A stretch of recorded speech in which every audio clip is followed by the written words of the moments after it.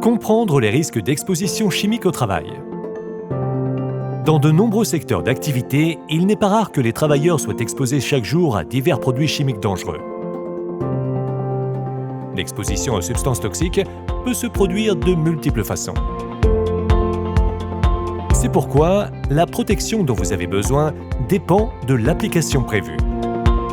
Il faut tenir compte de tous les risques inhérents à la présence de substances chimiques dangereuses. Ces divers symptômes peuvent être observés en cas d'exposition cutanée ou respiratoire. Étudions de plus près la protection des mains et du corps. En cas de contact avec des substances toxiques, le degré relatif de nocivité varie en fonction du produit chimique et de l'ampleur de l'exposition. S'il n'est pas possible d'éliminer complètement un risque chimique ou d'utiliser des produits sans danger, les équipements de protection individuelle des mains et du corps sont considérés comme la dernière ligne de défense. Nous allons aborder maintenant 3 notions fondamentales, à savoir la perméation, la dégradation et la pénétration. La perméation est le processus par lequel un produit chimique se diffuse au niveau moléculaire à travers un matériau. Il est important de souligner que ce processus n'est pas nécessairement visible et que le matériau peut sembler inchangé. Les essais normalisés de perméation sont réalisés en laboratoire dans des conditions contrôlées au moyen d'une cellule de test à 2 compartiments dans laquelle le matériau barrière est mis en contact avec le produit chimique testé à l'état liquide. Le taux de perméation n'est pas constant au cours de l'essai.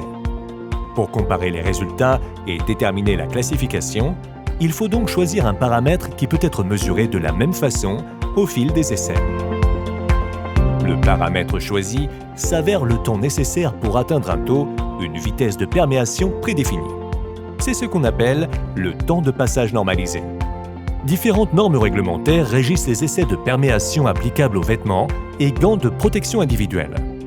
Elles s'appuient sur des vitesses et taux différents pour déterminer les temps de passage normalisés. Les résultats offrent un bon étalon de référence pour comparer différents matériaux constitutifs des EPI. La dégradation correspond au changement d'une ou plusieurs propriétés physiques d'un matériau constitutif d'un EPI sous l'effet d'un contact avec un produit chimique.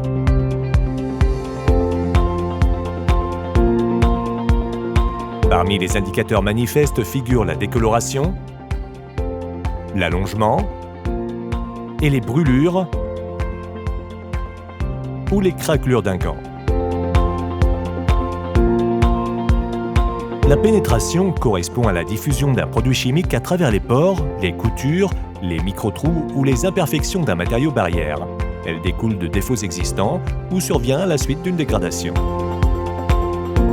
Pour mieux comprendre les risques d'exposition en produits chimiques, vous devez identifier les dangers primaires, vous renseigner sur la substance utilisée et l'application prévue et déterminer les dangers secondaires.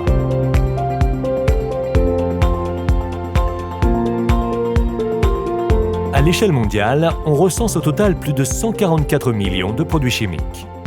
On estime que 15 000 nouveaux produits chimiques sont ajoutés chaque jour. Chez Ansell, une équipe d'experts évalue et interprète les besoins de sécurité et de protection dans les environnements à risques chimiques multiples et exploite divers outils pour aider les clients à sélectionner les gants et combinaisons les mieux adaptés. Parmi ces outils figure Ansell Guardian Partner.